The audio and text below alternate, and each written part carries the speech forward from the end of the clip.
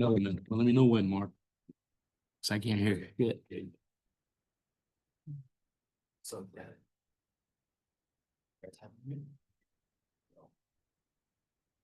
Ready?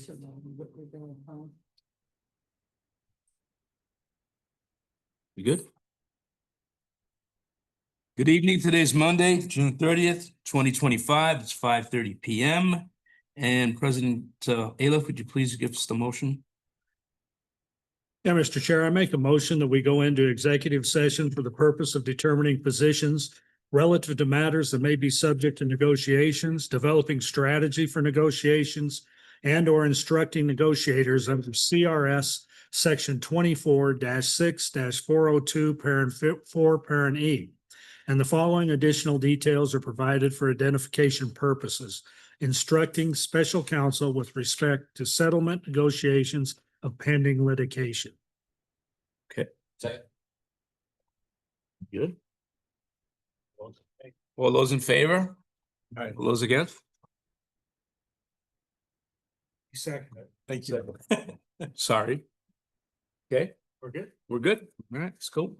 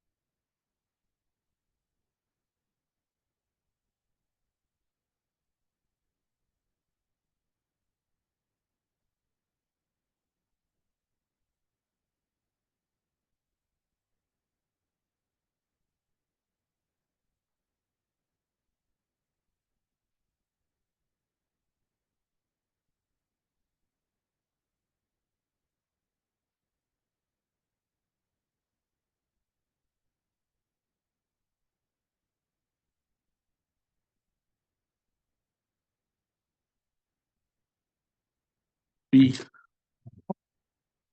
we're back in session. Presentation. Let me check that's what I want.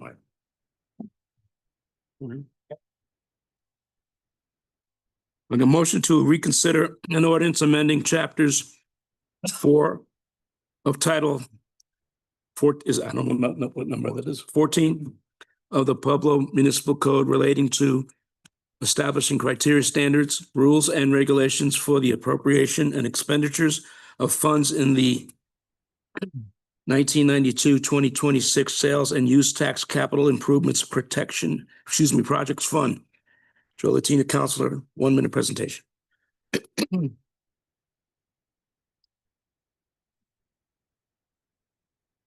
I would like to make a motion to reconsider the vote taken on June 23rd regarding the ordinance amending Chapter 4 of Title 14 of the Pueblo Municipal Code relating to and establishing criteria, standards, rules, and regulations for appropriation and expenditure of funds in the 1992-2026 Sales and Use Tax Capital Improvement Project Fund introduced June 9th, 2025. Second. Is there a second? Second. Okay, second. Any where am I opposed? I always forget this part. Help me through it. I'll help you through this. Any Okay. discussion on the motion? Counselor Boston? I know, looks like Dennis. Counselor, you have your. Anybody yet? Counselor Flores? I guess I need clarification. Between the time you voted against this to today, it says that you reconsidered. Did you vote wrong originally, or is it that you just went back? Right, you voted no. Yes, And what changed your mind? and really, I'm just bringing it forward again so that we have some clarification, that's all. Okay.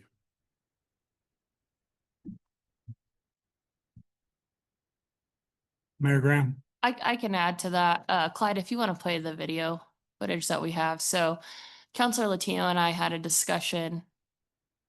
You can hear it. Counselor Latino and I had a discussion Tuesday after the city council meeting. In his commentary, he clearly states that this is an ordinance that he fully supports. End of issue. I think that's exactly what he says.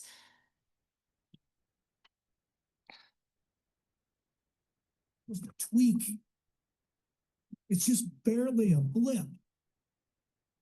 Only the community is Can't hear. looking for jobs, looking for opportunity, and if we can tweak, this is just a tweak. It's just barely a blip. A tweak in something that can have great results. Great results. So I'm behind it. Anybody else? Counselor Latino. Yes, I'm going to echo what you said. I'm behind it as well. That's all I need to say. Thank you. Counselor. So in this short clip, you can see that Counselor Latino agrees with President Aliff. So I had a question for Counselor Latino if he had a misvote at this time or if he understood what he was voting for. His conversation was with me that he likely voted incorrectly on the dais. We talked about how this could be brought back at Monday's city council meeting. I then contacted President Aliff and sent an email to President Aliff, city attorneys, and Mr. Latino stating that we had had this conversation and he would like us to have more discussion on it on Monday night. And that is why you see it on the agenda tonight for reconsideration. You good, Counselor? I have a question for our attorney. Go ahead. When a city councilor either votes incorrectly or he changes his mind, is there a grace period or is there a period that this could be brought forth? Yes, Or- there is. So any motion that fails and a counselor on the prevailing side wishes to reconsider, it must take place within 10 days at any regular, special, or recess meeting. So it's within 7 days of the meeting where the vote passed and now, or failed and wishes to be reconsidered. So this will be brought forth when? So if the motion, if the motion passes, it will be brought back for second reading at a public forum or public hearing. at the July 14th meeting. Thank you. Counselor Boston? Thank you, Mr. President. Yeah, I was just gonna say, I think this is exactly what happened. We did this once before already, not that long ago with the clean or renewable energy thing. And I think you had the same question then. I think it was Councilman Gomez that said he might have made a similar mistake and just wanted to reconsider it. And I think that is basically what we're seeing happen again. Counselor Maestri? So this is what you want to do, Counselor Latino? Just to bring it up again for a vote. Yes, let's bring it up again. So you want to bring it up though, because you felt like you voted incorrectly. Yep. Hmm.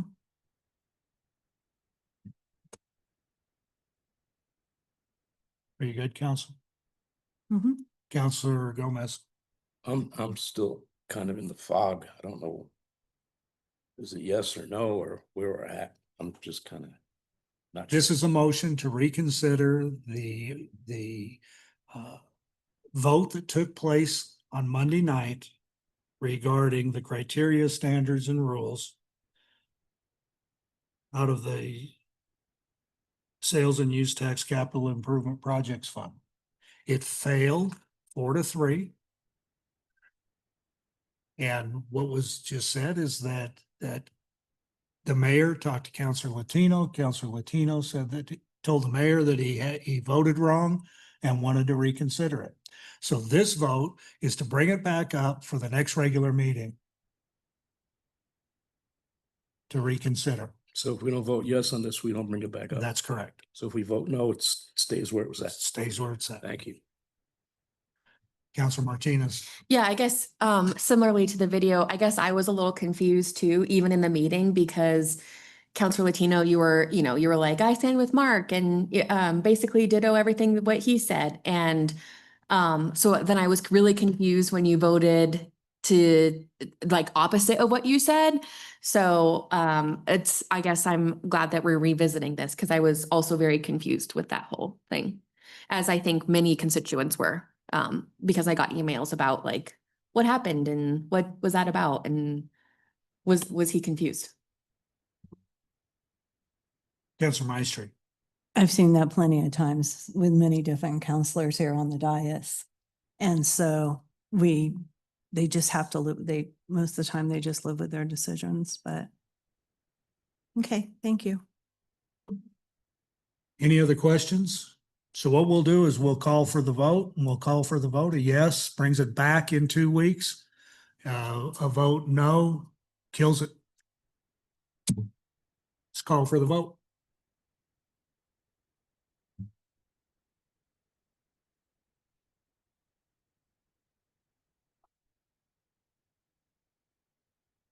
You're broken. Maybe. Voice vote. It just does no ongoing voting this morning.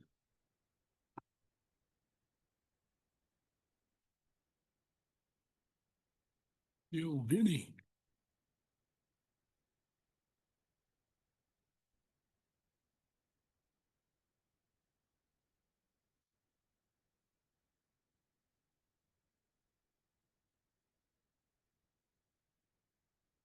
Nothing. Voice vote.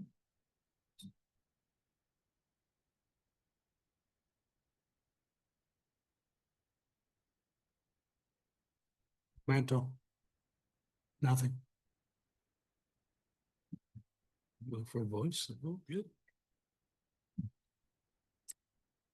Mr. Clerk, we'll have a voice vote. Yes, sir. Mark Aliff, Yes. Brett Boston. Yes. Dennis Flores, No. Roger Gomez. No. Joe Latino, No. Regina Maestri, No. Sarah Martinez. Yes. Motion fails 4-3. I now turn the meeting back over to, President Aliff, point of order. I'm so confused right now. I'm so incredibly confused by what just happened, and like I'm frankly like I'm just Well, the I'm rule, just appalled. the legislative rules don't allow us to do anything about that. He made a motion to reconsider it. He brought the motion forward. It got a second and it failed again 4-3. Why did then you bring up the motion in the first I place? think the discussion's over on the question because the vote's taken place. And that's a question for another day. Because we can't reconsider it again. I just understand the point of having this. It's a point of here. order. I think we're done with this. We are done Move with on. that. I mean, the discussion's over and I'll give it back to the work session chair. Counselor Gomez?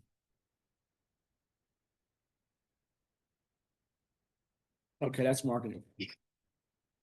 So now we're getting back into the ballot initiatives and part of the work session. I'm bringing up the first part. I felt at the first meeting when I asked if we were going to come forward with a ballot initiative to allow city employees to run for office. There seemed to be a lot of support for that. And I believe, and tell me if I'm wrong, Mr. Chair, this is a meeting to get direction from all of council to then get with the attorney's office to bring forward a ballot initiative that again would be voted on by city council to put on the ballot. So I'd open it up on any questions on whether you think classified employees should run for office. Counselor Gomez. No, but hell no. I mean, I just think there's too many conflicts that you're gonna blow up and too many politics. We have enough politics and blowing things up here as it is. I think this is only gonna confuse it even more. So that's just my opinion. Okay, Counselor Maestri. There would have to be a new set of conflicts for a city employee to hold this position. Because it could be effective of whether they're getting their projects done in their department. Actually, the charter language states, and we're not trying to change the charter language other than they are allowed to run. If they get elected, they can no longer be employed by the city. This is allowing somebody to run. Right now, the charter reads that if you're an employee of the city of Pueblo, you can't run for anything. If you want to be governor, state senator, anything, you cannot run for office without leaving your job. Mm-hmm. There's really, the way I look at it, there's really no conflict in running, Mm-hmm. right? But I understand what you're saying is if you got elected, you shouldn't be able to stay as a. So is Well, that how it's gonna The, read? the charter reads that now. It does. So this is really just changing the language and obviously it would come before you. So what do you think the the need to change the language? Because right now you could resign as long as a year? If you're resigned for a year from the city, then you can run for public office? No, No, I think there is one. you can't work. You can't take a director's job or something like that if you have to be gone for so long. From council. So that's from council. So there isn't anything where you can quit and then run for city council. It says you have to quit to run for city council. Hmm. There's no leave of absence or so- any office. So what is what do you think is the need to change that though? Why would you think that there's a reason to change that? So I've had a couple of individuals who work for the city that want to run for state level office. Mm-hmm, And in order to run, they would have to quit their position. mm-hmm. And I don't think that that's, Oh, so it's not just city council, it's any elected. this has nothing to do with city council. Okay. Because we're not employees. Mm-hmm. Okay. This is not to resign to run or Mhm. anything else like that. You can run now as a city councilor for anything in the country. No, I'm sorry. It's not for a city council position. It's for any elected. Any position. elected position. Okay. I can't, and I said this when I first brought it up, I can't imagine anybody who works for the city wanting to be on city council and then having to quit to make $700 a month. That just Yeah. doesn't make any Well, sense. you know, it seems like there was time given to Senator Heinrichsen when he ran. He He still, didn't run, he was appointed. when he was appointed. Yes. I thought he was still able to keep his job for a while. Well, that's a whole different story. Okay. Counselor Martinez. Yeah, thanks, Mr. President. I think that this makes a lot of sense. I think that as we're encouraging people to, get involved in local government or just in all government, state government, federal government, whatever it is, I think that this makes a lot of sense. I'm behind it fully. I think that the employees that have approached me about running for office aren't running for city council. So Councilor Maestri, to your point, it's like an employee is wanting to run for state or like federal level offices. So this would allow them to continue to do their jobs while seeking office. It also allows them to make sure that, they're getting an income and there's an actual transition plan to help reduce turnover and all that stuff. So I'm fully behind this. Counselor Boston. Thank you, Mr. President. I agree. As a young person, you need full-time income in order to survive. And if you're not allowed to keep your job while trying to be involved in government, that's not possible unless you're somebody retired. And I think that needs to be something in the status quo that changes. We need more young people getting involved. And I think their perspective matters. So I am in support of this. I have one more question. Counselor Maestri. Is there something in the charter that does not allow city employees to campaign for particular candidates?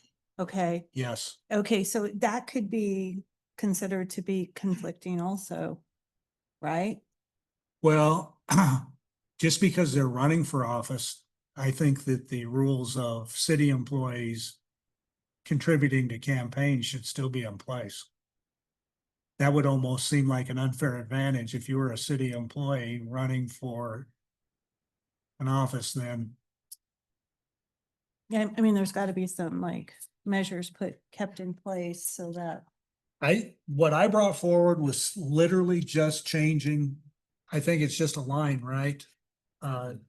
Yeah, Count- we put it up on the screen. The highlighted portion is the pertinent sentence. Classified service is essentially all part-time employees that are not appointed. So like I am part of the unclassified, but Clyde or Vinny, I think would all be part of the classified service. I believe. You're part of classified, right? You're part of the classified service? Yes. Yeah, okay. The part that Counselor Maestri was talking about is the last sentence. If you look there, the last 3 lines, starting with no person holding a position in the classified service. That is an interesting line that probably for another day, but I wonder about the constitutionality of that clause in our charter, given recent Supreme Court cases. However, that's, like I said, a discussion for another day. If we were to, if council were to direct staff to draft a charter ordinance, I imagine it would simply be striking that sentence from the charter.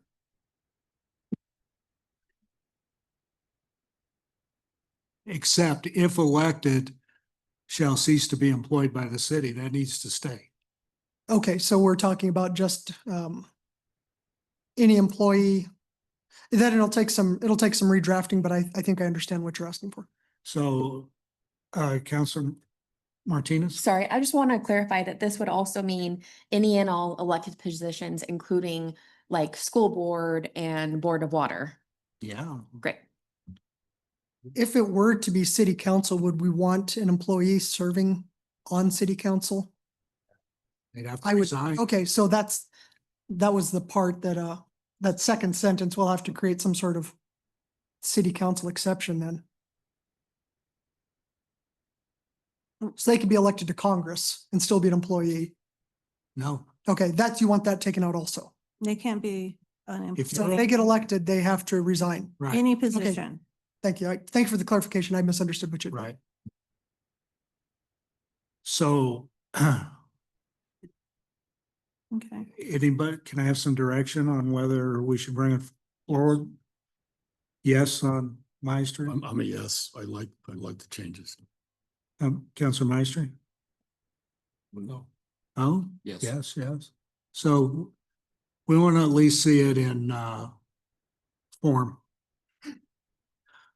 The second thing, I'm item C2 on a municipal court judge to serve under city council. This was just when I brought this up, I didn't know whether this had to be a ballot change or it could be just a change.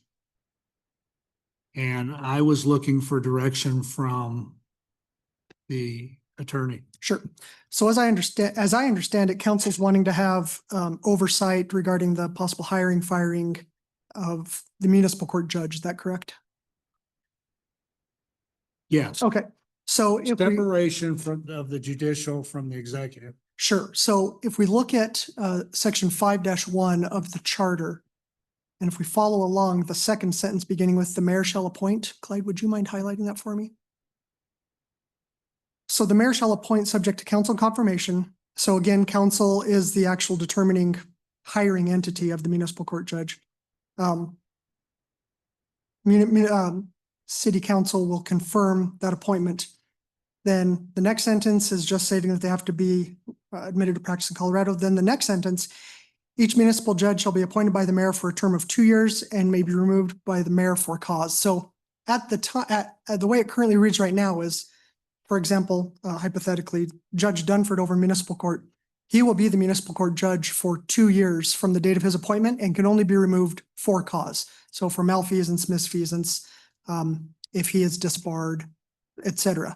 The mayor cannot remove the municipal court judge just because he or she wants to. There has to be reasoning. So that's my clarification on that question. So technically, council does have the power to appoint on the recommendation of the mayor, and that appointment lasts for 2 full years, subject only to removal for cause. So it's not in the charter. It's not in the charter that it's in the charter in that the municipal court judge is part of the overall employment of the city. So reports to the mayor, and the mayor, I imagine, does reviews of performance, make sure that there are no reasons or cause to terminate the judge. She would be the one who would terminate the judge if there was cause. But no, there is nothing this is the only thing in the charter that pertains to the municipal court judge's job, performance, hiring, and firing. Cool, thank you. So this isn't a question on the mayor. This isn't a question on the municipal judge for any specific reason other than separation of powers. So that's the whole argument here, or the whole reason that I brought it forward. I mean, many communities even have under city council, the city attorney's office and the municipal court system falls under the city council, because the reason for that is the separation of powers. So what you think of is that should all power rest in one branch of the government? That's the whole question. Councilor Flores. Is there any guidance that we might get from the fact that when we had a city manager form of government, that was the only position the city manager did not have oversight with? The municipal judge always answered to the city council, was always evaluated by the president of the city council. And so in many ways, he worked directly with us. And so the city manager had no oversight over the municipal judge. And that's the way it was when I first got on council. I would think it would be hard to make any sort of relation to the city manager form of government compared to a strong mayor form of government. It's an entirely different form of government. I think if we were to look, and I didn't take the time to do this research, but we would need to look towards Colorado Springs or Denver, other cities in the state of Colorado that have a strong mayor form of government, and see if the mayor does performance reviews of that municipal court judge. I think that would be a better guide than referring back to the city manager form of government. I don't think nobody gave this thought, much thought at the time that we went to a mayor form of government. I just think it was an oversight, my opinion. Councilor Gomez. It's kind of akin to when I was at the sheriff's office. We had that old saying, you're working at the pleasure of the sheriff. So this is kind of, to me, like the same thing where the judge is not gonna be working to the, under the, until it's underneath the mayor. At least you have 7 councils that can debate a lot of this stuff, but that's how I kind of see it. So I can't say that I would want to, I would want to go into the, having that underneath the city council. Instead of 7 people making the decision instead of 1. That's just my opinion. Thank you. Counselor Bosman? Thank you, Mr. President. So just to confirm, you know, I understand the separation of it, and everything like that, and that makes sense, but, the way it's written here, they can only be removed if there's a valid reason, such as, like you said, disbarment or something like that, a justified reason. So I'm not sure if there's any way that any mayor could really abuse that power unless there's a just reason to do so.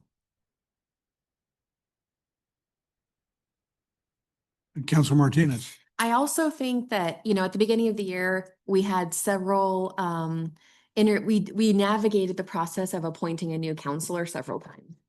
And in that process, I mean, it was lengthy. We went rounds and rounds and rounds of trying to confirm one person. And in my experience, it was not necessarily, I don't want to get down the road if this does go to the ballot, if this does pass, then council is, you know, choosing who to appoint, because I feel like it would just be the same messy process that it was trying to confirm one at-large, you know, position. So I'm yet to be convinced that this is the right decision right now. So it sounds like we would need more information. Is that, before we go forward with any of that, have more discussion and more information? Is that fair to say? Yes. Okay, so, Mr. Gifford, don't worry about that one. At this Understood, point. thank you. And I'm done. Mr. President, can we go back to your other one around running as allowing classified city employees to run for office? So it dawned on me as we were talking about this current one, you know, there are other part-time positions that are locally, like what I said, the Board of Waterworks, the school districts, that are not necessarily like full-time positions. So I don't know if it's necessarily a conflict of interest if we're gonna allow city employees to run and they still have a job. Why would we then have them quit if they're gonna be elected to Board of Waterworks or the school districts that are unpaid and they can still do their job, you know, 40 hours a week? If one of the reasons is to try and encourage our, you know, our employees, all 900 or whatever we have, you know, then they should be allowed to also still work Well, if they get elected. maybe the only real conflict would be with city council. So your conflict would come in with city council. I think it would be highly irregular to have a city employee serving on city council. Yeah, I think I Right. agree. I think that that's totally a conflict of interest. But I think that some of the other like, Yeah, I you know, agree with you. part-time, Well, what time are their board meetings? Huh? Are there board meetings during working hours? I have no idea. Because I think School board, I think, is night. is at night. Waterworks is like, I think 2 p.m. I also think though, like you have an availability to like flex schedules. Like it's not like it's, you know, board meetings are twice a week.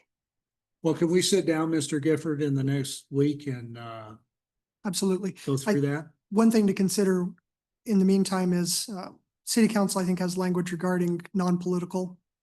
So there's not a political party. Usually those are part-time. So maybe some language mirroring what city council is could be placed in there.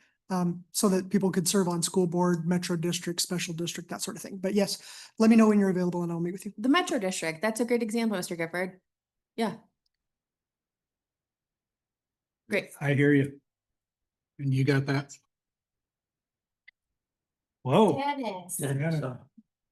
Sorry. Just wanted to wake everybody up. Done. Ready to go? All right, we're gonna go to.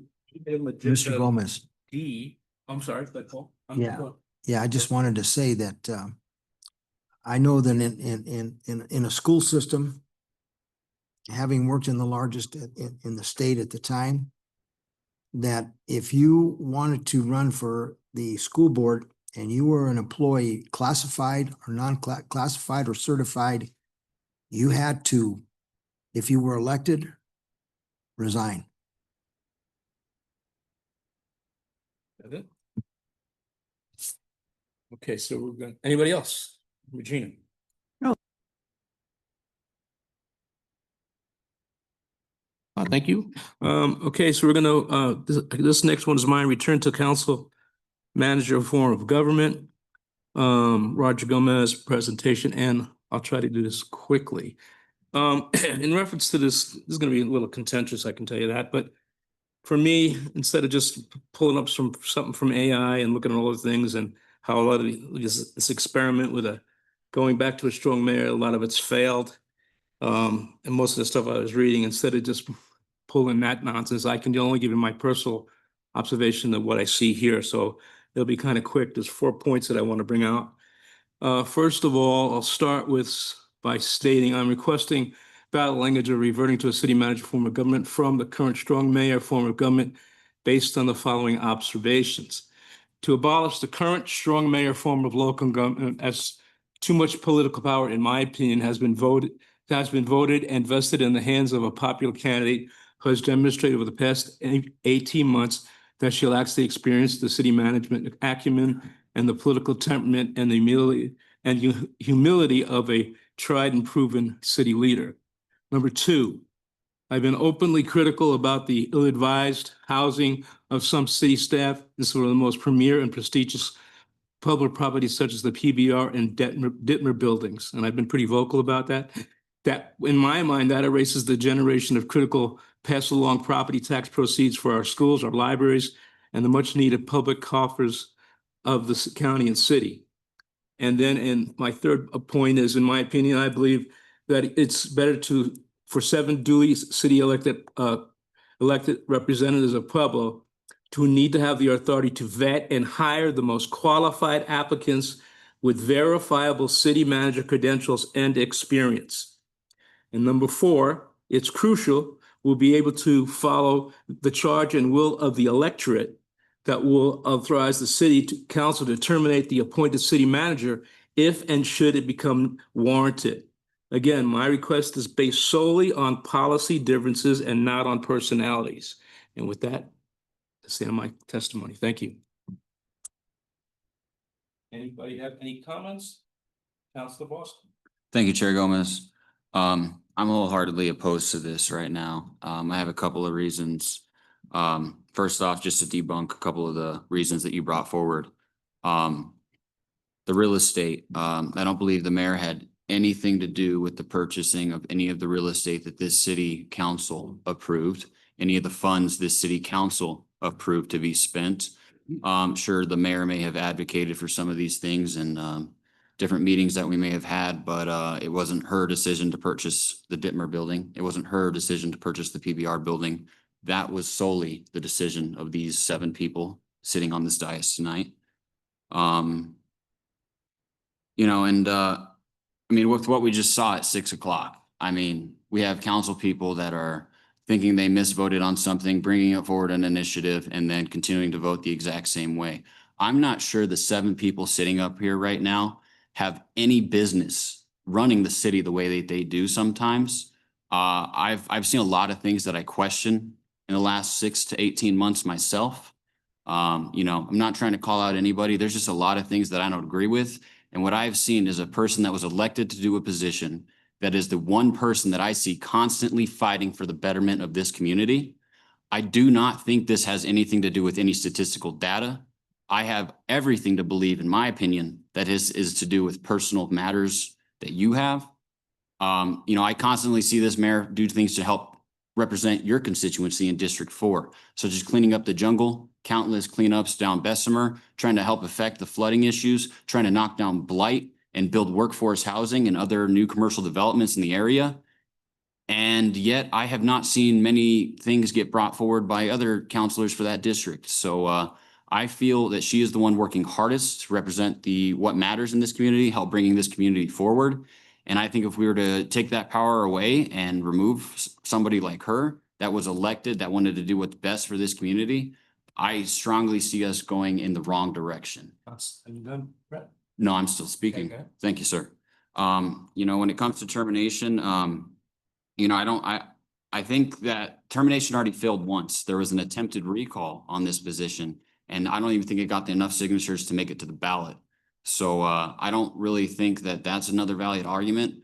I think that this doesn't have the legs to stand on personally, and I really don't support it. I think this is a young individual that the people of this community believed in, and only giving her a 2-year shot, not even 18-month shot to try to prove herself is not fair with the state that this community is in. And I have only seen good things come from this administration. I mean, you had the shelter that was about to shut down and leave town. And that's one of the biggest concerns about people is our unhoused. And if it weren't for her, we wouldn't even have a shelter. She's the reason that shelter stayed open. You had people, bleeding hearts, coming in here that work there that are saying that they appreciate her. The unhoused, they appreciate her. I mean, I just think this is unwarranted. That's just my personal opinion. I don't think it's unfair to reconsider things, but I just don't think this is one of the things that should be reconsidered. You're entitled to your opinion, and Ms. Maestri, please. Well, I'm glad to see, Brett, that she gets out there and cleans up the districts and stuff. Unfortunately, that's the job of the administrative position. She is the one that dictates what's going to be cleaned, where it's going to be cleaned. And I think that what I don't agree necessarily with what either one of you have to say. We are missing that professional knowledge in maintaining the city and operating the city. And it's been showing since we've gone to the mayor's form of government. I think that the citizens have expressed very much so that they regret going to a strong mayor form of government, and that goes back as far as 2021 when I campaigned. And me and my girls knocked about 5,000 doors, and I would say 3 out of every 5 people said that they regretted the strong mayor form of government. So it's not a personal against any certain person. It's about the position.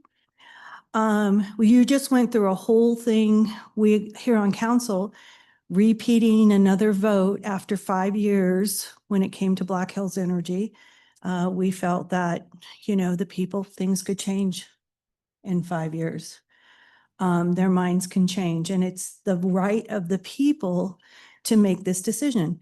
Us putting it on the ballot would not be about us making the decision. It would be about giving the citizens of this community the opportunity to have their say. And, if it works out in the mayor's favor, like the recall did, then so be it. But it's time that I think that we put it to rest, because a lot of citizens talk about their regrets of the strong mayor form of government, and they don't say it personally about either mayor. They just don't like to see how it's operating. We're constantly operating in the red. Decisions are made for political equity and not necessarily when it comes to what's best to maintain and operate this city. With a city manager, council doesn't run the city manager. They're in the same position, in a sense, that they are with the mayor. They don't have really much more power. The city, except for the power to, if the city manager isn't living up to the expectations and the betterment of Pueblo, the city council has the right to go in and remove that city manager from the position. But in any job, especially, you know, an operations manager of any company, you know, we just don't, any successful company is going to put an experienced individual in place. And I think here that's what it's missing. I noticed strong mayor form of governments across the state have a lot of chaos going on within their communities. And a lot of things that are considered when the only consideration should be the best, what's best for Pueblo to keep it clean and safe and so forth. And when we have budget problems, a city manager is very well tuned in the needs of the municipality. And they know how to really operate that budget because they also are, their jobs are on the line if they bring an overinflated budget to council. And so I've known a lot of people in municipal positions you know, city managers could be a dime a dozen if they don't do their job correctly. And so I think that's really it all it needs to be thought of. Doesn't need to be thought of who's doing their job and who's not doing their job. I think it needs to be thought of as a vote for the people to decide. And if they decide to keep the mayor, guess what? We squash that. If they decide not to keep the mayor, it's the people have spoken. So that's all. Okay, Councilor Martinez. Counselor Maestri, didn't you run for mayor? Yes, I did. Okay, so a couple of things. One, I have never heard, as I'm knocking doors, even right now, of people who are upset about the strong mayoral system and strong council system. Have I heard complaints about the mayor? Yes. Did I hear complaints about the previous mayor? Yes. Not one of those, I have not heard about complaints with the current form of government. But let's just remove Mayor Graham out of this and just talk about the overall position, right? The system. Number one, to Councilor Maestri's just point that, you know, city managers are a dime a dozen. Can you imagine what a constant turnover of a city manager would do to the city? I think that it would be prohibitive of growth. It would be prohibitive of we would also have staff turnover. We know that it's costly. I literally can't imagine having a city manager turnover every 6 months, every year. That I think would be detrimental to the continuity of the city, to the city's growth, all of the city values that we have every 4 years. Two, in a city manager form of government, you only need 4 members being kept happy, right?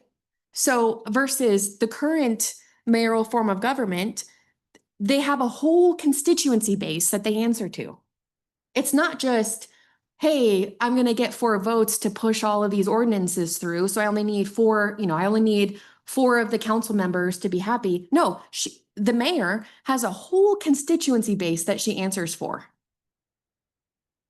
3, we heard last meeting that the current mayor is literally meeting individually with every single applicant for a board or commission. Do we have time to meet with every single board and commission applicant? No. We don't even have time to go to all of our designated board and commissions meetings. We don't even have time to go to all of the events that we sign up for. My last thing is that as a strong mayoral system of government, Pueblo has a stronger voice when it comes to lobbying and advocating and working with other communities, other municipalities.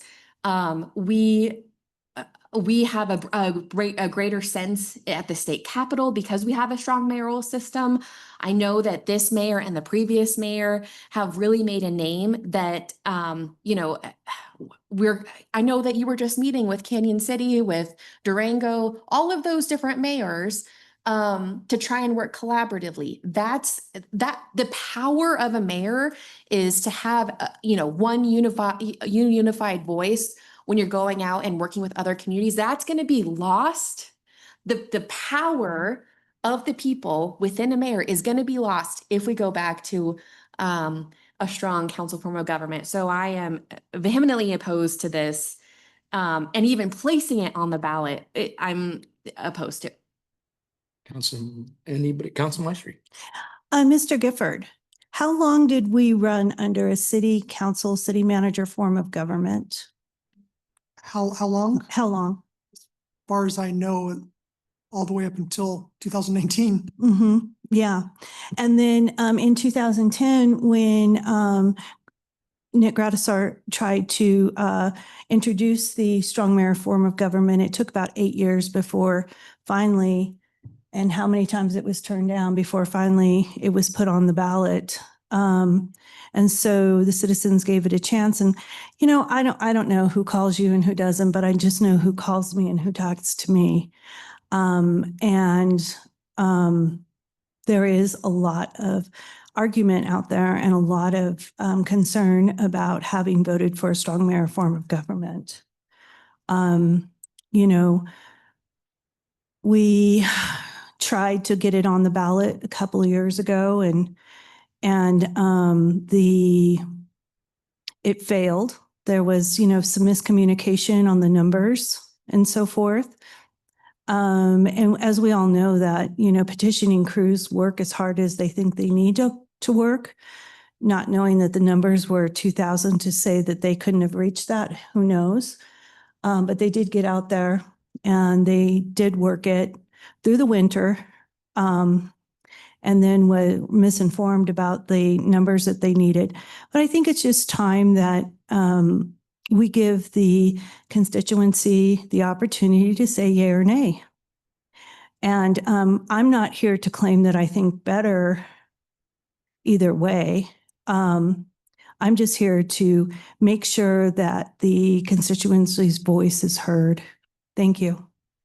Anybody else on council? Any other comments? Council Farr, you good?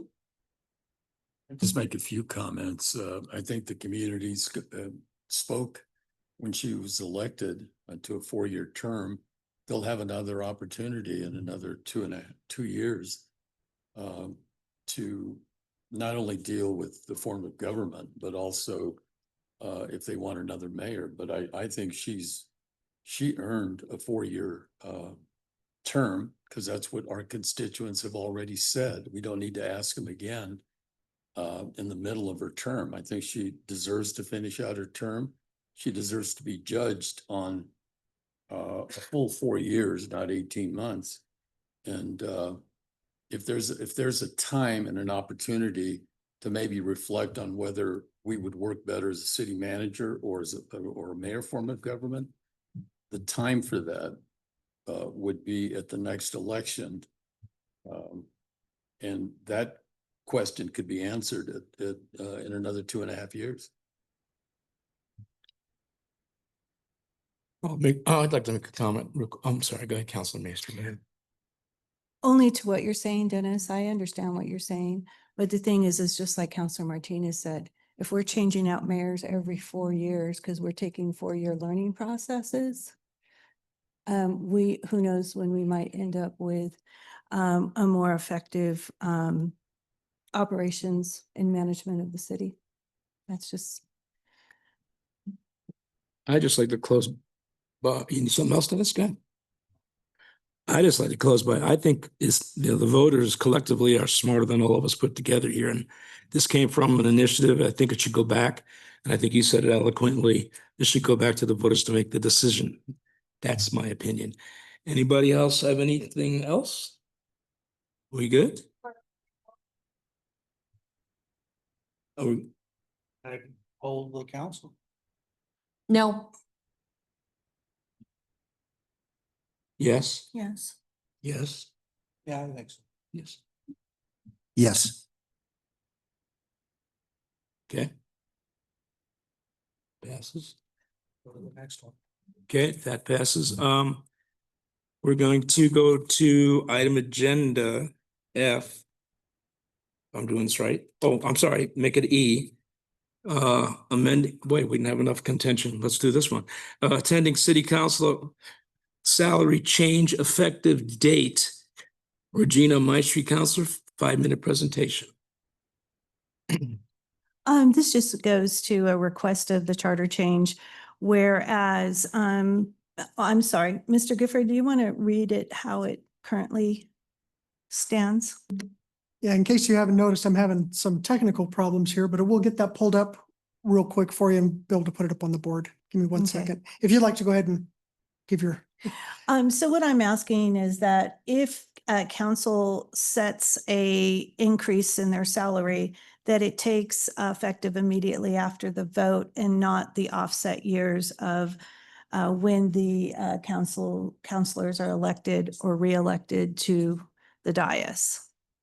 It just makes it more fair to those who maybe currently serving on council now, but they don't have an election coming up for 2 years. Whereas the new people that are voted into council in, say, example, November, they would immediately receive the salary increase, while the old council members would not receive the salary increase until 2 years after that for their election. And so what this does is if there's ever agreed upon increase in salary, that it just takes effective immediately after the vote, the following month after the vote. yep, nicely, that's correctly put, Counselor Maestri. If you look up at the screen, you'll notice that we've highlighted the section of the charter that is being referenced. My proposal would simply be to strike everything after changed by ordinance, period. So there we would be removing but shall not be increased or decreased during the current term of officers enacting such ordinance. So that would be rather straightforward, and I'm happy to answer any questions. Council Maestri, you have anything else? Nope, it's very simple. Council Flores? Yeah, we had talked about this prior to her bringing this up, and I thought we were going to move forward with just a resolution. That's correct. We are actually, it's an ordinance, and the ordinance will be on first reading July 14th to raise council salaries. However, if that passes, it will not go into effect for any of the current council members. It will only go into effect after the November elections for those who are reelected starting January 1st. What Councilor Maestri is proposing is a charter amendment so that in the future, if that ordinance were to pass or any ordinance like it, that pay change would go into effect immediately. I was having trouble the last time with the numbers. If at one time in the city charter dated 1998, the current salary was established at that point. And I had wanted to amend going forward that the inflation factor from 98 to the present 2025 would have actually doubled those amounts. And so I'm wondering how you came up with your numbers versus what is it currently now? Isn't it 800 and or is it 900? 900. 900, And 700. which would have with inflation would have been 18. And then for the president, it would go up by the same factor. And that what's the Right. price? So- 14 and 18. What is it? 14 and 18. 14 and 18. Mhm. So if we were to, yep. I don't have that ordinance in front of me. However, we did talk about those numbers and I did confirm them that if currently city council members are making $700 per month, It's a times 12 would be $8,400 a month. So now they would be making $1,400 a month if that were to pass, I thought which would be 16,800. yeah, the current stipend is $800 for not 700. It's 700 for city council members, 900 for the president. Okay, that's where I made the mistake. Yeah, okay. So that's the confusion, but yes. Okay. So I have a presentation prepared for that ordinance when it comes before council, kind of showing how the city of Pueblo and its population relates to other cities. There are some cities in Colorado who city council members get paid over $40,000 a year. And the president makes $51,000 a year. So There are like that. There's also cities like Durango, which offer medical, dental, and vision benefits to city council members. So it's all over the place, but I can definitely say that City of Pueblo is one of the lower, with the exception of Colorado Springs. I think they're $200 a month or something to that effect. Yeah, Incredibly low. my thinking on this, and I think it's a great idea, and it's important for the public to know, none of us up here are gonna benefit from this. And that was not my intent. But I do believe that I don't care where you go, cost of living is taken into consideration. And if we're gonna attract people to run for city council, and younger people with the way things cost, after they deduct everything they deduct, it doesn't cover the gas, the beating your car takes, the amount of tires that you have to replace frequently. And I just think this is something that if a younger person who has a job, has children, it could at least offset some of their expenses, maybe even babysitting, for them. Yeah, so I mean, I think it makes a lot of sense to kind of move their salaries that we're paying now that we set in 1998. It's crazy. You're done? Yeah. Councilor Boston, then Councilor Latino, then Councilor Maestri. Thank you, Chair. Kind of a point of order. I just want to distinguish that these are two separate issues that Councilman Flores is discussing and Councilwoman Maestri brought forward tonight. The salary increase is not what we were discussing here. The salary effective date increase is what we were discussing here. So whether or not I think council people are underpaid or overpaid or whatever, I understand the point of bringing this forward. However, I don't agree with it. We were just talking about fiscal responsibility, not bringing forward red budgets. And now we're gonna attempt to increase our pay effective immediately any second that we want. I don't think that's right. I can guarantee you if we put this one to the vote of the people, we all know how it'll go. So I'm not in favor for this. I understand it not being fair for the newbies to get paid more than the people that have been vets up here. But I don't think this is right, and I don't agree with this, and I can almost guarantee that a massive majority of my constituency would also not agree with it. Councilor Latino. I support Councilman Flores. I think it's important. Has nothing to do with me, It has to do with bringing young people on, Councilman Boston, like yourself, that don't have. Well, no, it's not a separate issue. I'm talking about young people, okay? And they can't afford to come to the city council, and they can bring a lot to it. And if you understand, and I know you're a business person, but if you understand large systems, and I'm not trying to be pretentious, but I used to staff schools of 2,000 and more kids with young people because they had vision, and people my age because they had insight. And when you have insight and vision, you have balance. But you can't bring insight or vision when you're paying them $700 a month and they got a family to take care of. Again, Pueblo needs to come into the 21st century. That's all I need to say. Thank you. Councilor Martinez. Yeah, so to talk about Councilor Maestri's proposal around changing the effectiveness of the potential pay increase, Mr. Gifford, I thought we had to recuse ourselves should we get a financial gain on things.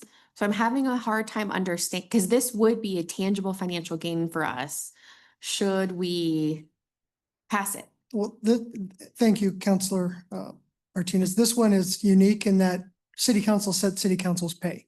So originally in the charter, I think it was set up so that you couldn't necessarily vote for your own pay increase, but amending the charter, which wouldn't be done by council, it would be done by vote of the people. If the people were to amend the charter and allow you to then make those salary changes effective immediately, that is something that the citizens would be entrusting you with the ability to do. So they would be essentially saying that whether that's a conflict of interest or not, city council would be able to make that sort of determination and have it come into effect immediately. So, but I understand what you're saying. I think Right. it doesn't apply in this one specific situation. And that would be the stance of the city attorney's office that it would not be a conflict of interest? I believe because it is a situation where you are asking the voters to waive that conflict by amending the charter. So the voters would be amending the charter to allow you to give yourself a pay increase.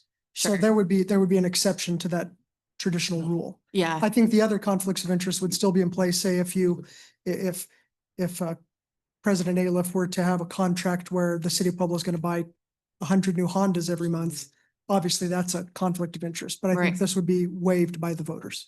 okay. This seems real, I understand the value of increasing pay. I'm not, I'm not on board with having it be effective immediately. I think that that's really gray. I think that it makes my stomach churn because I think it's a conflict of interest.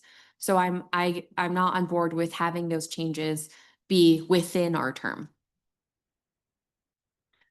Councilor Maestri. I think really what needs to be understood is that probably no one on this board is going to receive a increase on our time on the dais. The four of us that are where our positions are open, it's most likely we'll never see that. But what we're trying to do is come into the 21st century and allow people to want to come on. And even Mr. Flores, I know you're bringing that pay increase forward. Again, you would be raising pay for new people coming on board. Whereas if we waited until after the election, you would be able to see that maybe, and we did increase that, but the voters didn't vote for this particularly. At least it would start with the seasoned counselors would see theirs before the new people would see theirs. You see what I'm? When I met Mr. Gifford, that was the first thing that came out of my mouth.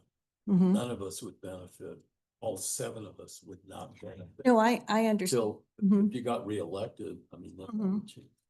Yeah, but I'm just saying for like this year Mhm. in particular, say the voters don't vote for it to take place, within the next month at the same time. That if you voted yours, if we voted for your pay increase, the only people getting it, if it stuck to the charter, would be the new people who get elected in November. And that's okay. And so we have old council members that are not receiving the same pay. Whereas if we started it after November, it would start with the seasoned and then work its way through the new. That's all I'm saying, just. But that's a big difference, I think, because you're going to retain three seasoned city council people, Mhm. and they should not be able to receive that raise until they're reelected. Oh, they won't be, nobody will be receiving, not till they're reelected. And then the new people behind them are reelected, will they receive the pay? That's what I'm saying.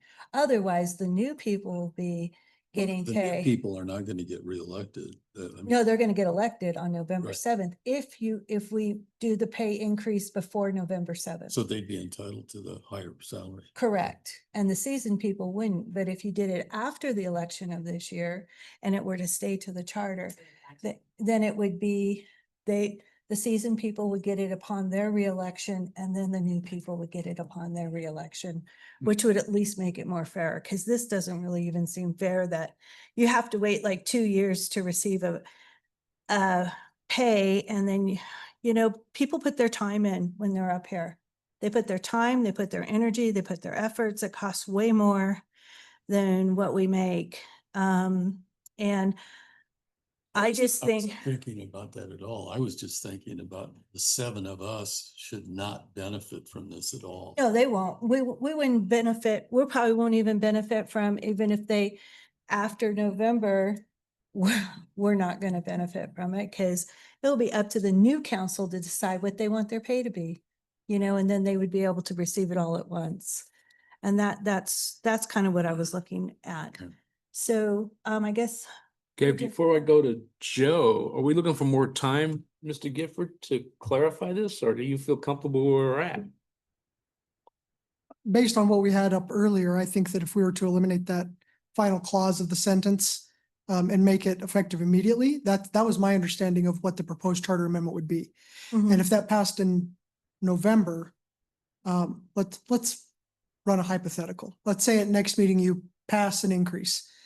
Obviously, none of the members of council would be entitled to that increase.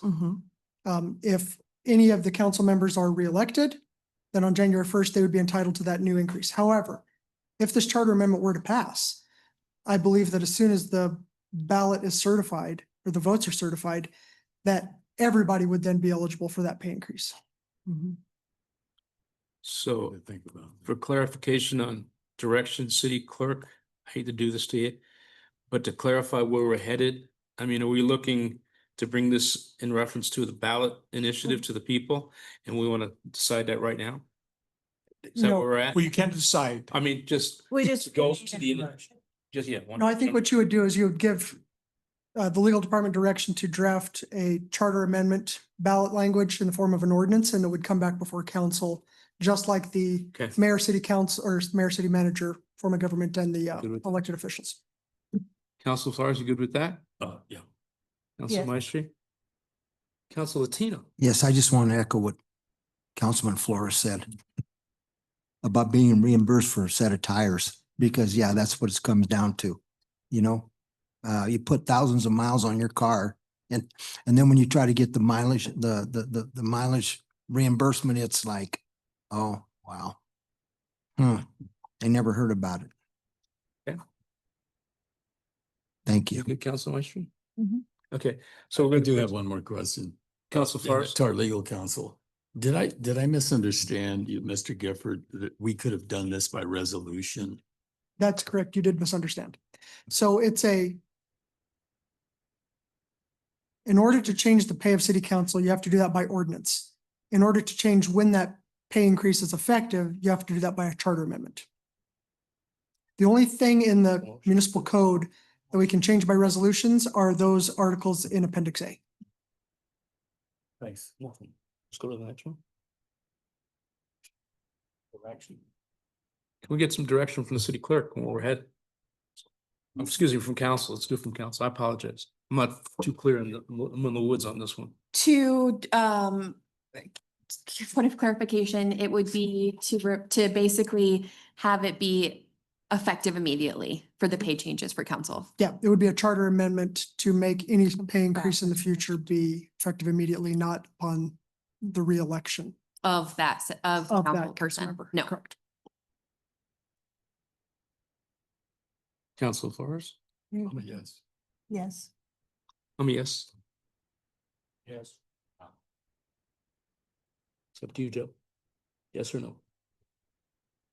Joe's no, okay. Joe said yes. I'm sorry, what?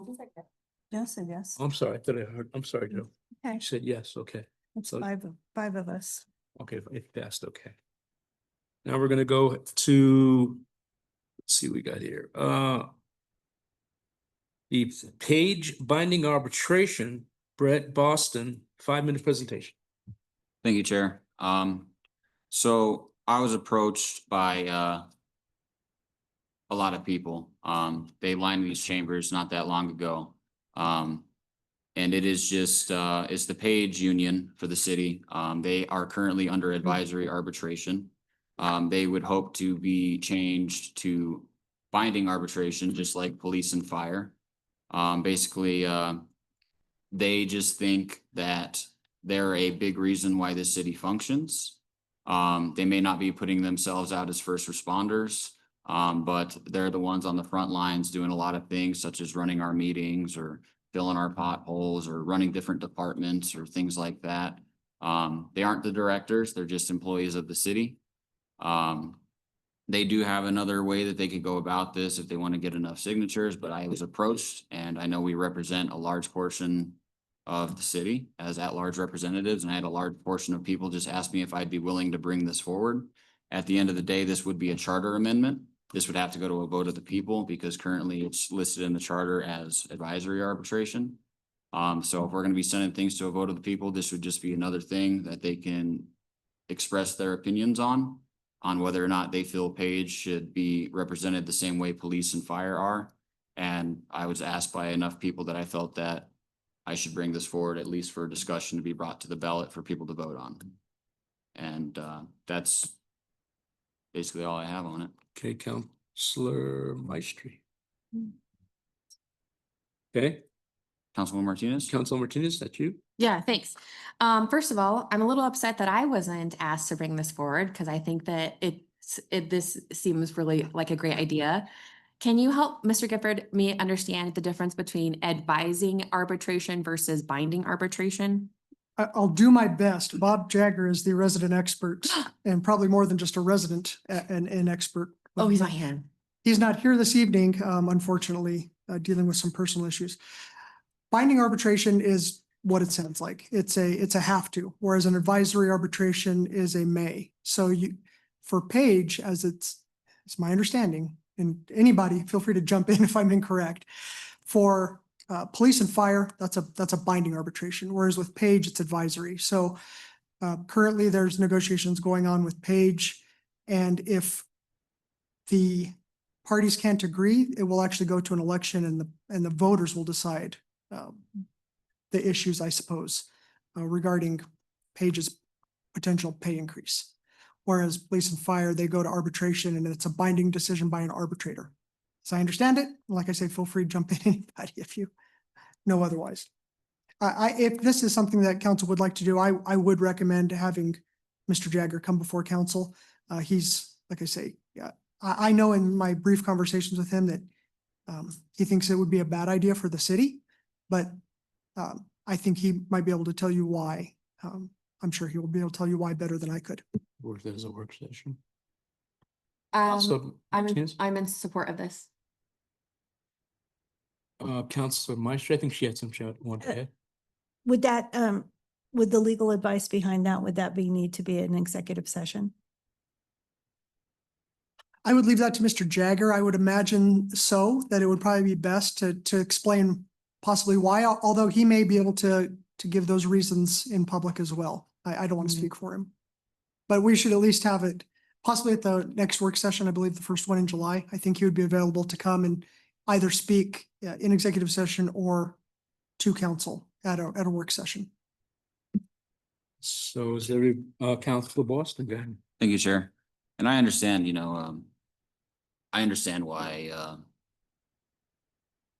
realistically, why what Mr. Jagger would say would probably be not in the best interest of the city. And I understand the situation we're in, but like I said, this would be a vote of the people to change this. And enough people asked me to bring this forward, so I decided to represent them and do so at least. President Ayla. So I think it's like everything on a ballot, and when we talk about ballot initiatives, this is certainly a question that the community ought to have a voice on. I think when you say, no, we don't, we're not going to let it happen, we're not going to move forward, I think you're denying, almost fair representation of being able for the community to come up and say, we support it or we don't support it. I mean, it's the good part of our system is that when it's written in the charter that city council can't just change things and specific things that were put into that charter. So I would be supportive of bringing the initiative forward, listening to the attorney, but in the end run, this is the community's choice, not city council's choice.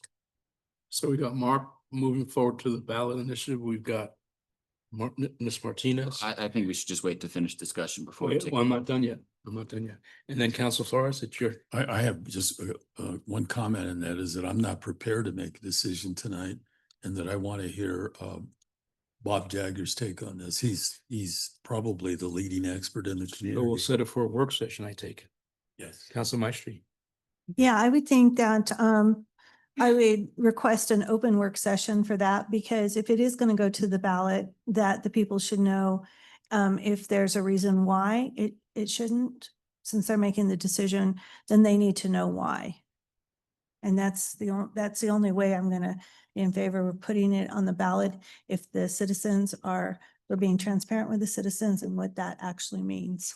Thank And you. if I could clarify, I believe that that's going to be fine. I just didn't want to speak for Mr. Jagger otherwise, but I think when I spoke with him, I think the tenor of this conversation, we thought it might be delving too far into the actual negotiations, and that doesn't seem to be the case at all. So I don't see a problem with this being in an open meeting. Great, thank you. Probably looking go ahead, I'm sorry, Council Boston. Thank you, Chair. Yeah, I was just gonna say, sounds like we need more information, before we take a direction on this. I agree that it has nothing to do with current negotiations. This would all be future, and it's a charter amendment. It would just be the people's opinion on how they feel this union should be represented. And So before we move forward, we're gonna not do any further voting on this, correct? We're gonna work to get Mr. Jagger in front of the work session, we correct? do have to make it timely though, Okay. because we have to have it Well, if we it's- choose to. The By next when? date is the 7th? So the deadline to get things on the ballot is the first week of September. So that means this would have to come before council. All of these charter amendments would have to come before council no later than the first meeting in August. So, That's fine. but I think that if we do it on the 7th with the mayor and the city clerk's permission, we could possibly put things late on the July, Okay, Right. whatever, the first meeting in July is what I'm trying to say. sounds good. Okay, Councilor Boston, anything else? Nope. Okay, I think we're conclude this and we'll see you guys next time. See ya.